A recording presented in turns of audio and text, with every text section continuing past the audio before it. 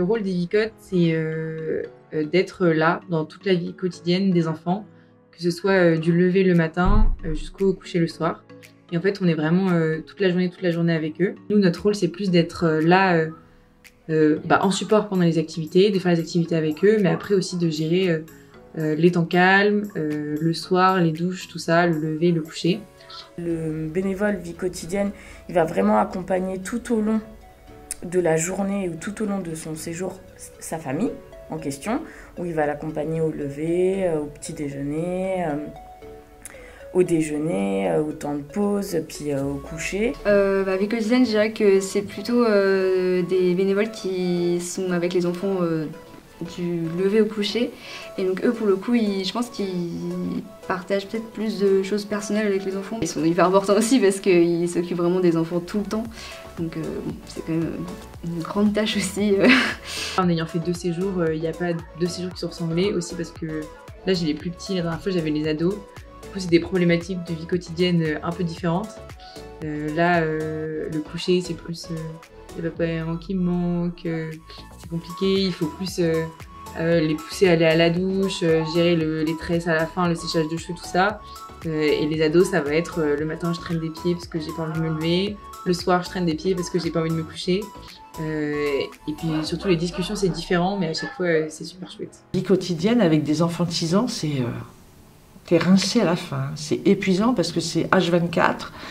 Mais c'est vivre avec eux minute par minute, heure par heure. C'est vivre des expériences, surtout ils ont quand même des histoires spéciales. Donc c'est fabuleux parce que, non, je sais pas, les mots sont difficiles, c'est difficile à exprimer tellement tu ressens plein de choses à être avec eux, quoi.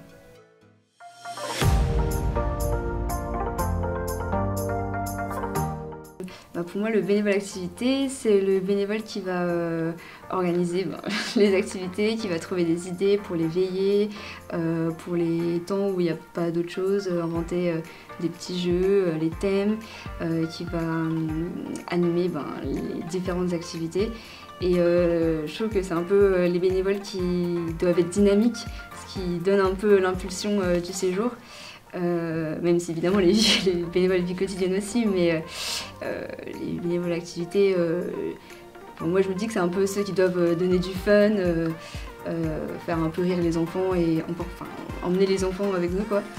Donc, voilà. La personne qui est bénévole activité va vraiment préparer son activité pour les groupes qui vont passer son activité. Donc par exemple, moi j'avais l'activité danse.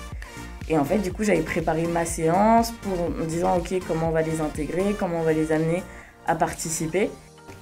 Alors les activités, c'est sympa parce que ça nous permet, moi ça me permet de replonger un peu dans mon enfance déjà, parce que je me souviens des jeux que je faisais. On essaye de trouver plein de petites activités et après en fonction des tranches d'âge qu'on a, on essaye de voir ce qu'on peut faire avec eux, ce qu'ils aimeraient. On adapte un peu les règles aussi en fonction de comment ils réagissent pour que il n'y ait pas cette notion d'échec, mais qu'il y ait une notion de réussite sans que ce soit trop facile, parce que s'ils ont l'impression qu'ils réussissent tout le temps, forcément c'est pas drôle, il n'y a pas l'enjeu.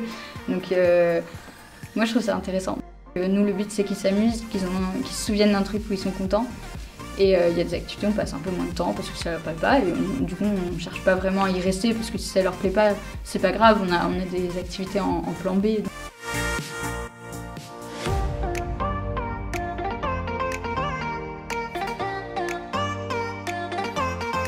Dans mon premier séjour, j'étais juste vie quotidienne. C'est beaucoup de l'accompagnement, de la présence et de l'écoute. Dans les séjours famille, on est vicote et acti. Et ça correspond plus à ce que j'entends par la thérapie récréative, puisqu'on a le pôle accompagnement que j'avais déjà eu avant. Et on a aussi le côté dépassement. Le lien qu'on crée avec l'enfant dans l'accompagnement nous permet de l'aider à se dépasser en activité. J'ai été vicote et j'étais un peu frustrée par le fait que je trouvais il me manquait quelque chose au niveau de l'acti. Et je pense que si j'avais été juste acti, il m'aurait manqué le côté accompagnement. Donc en fait, je ne sais pas choisir. Je suis contente d'être là pour les deux.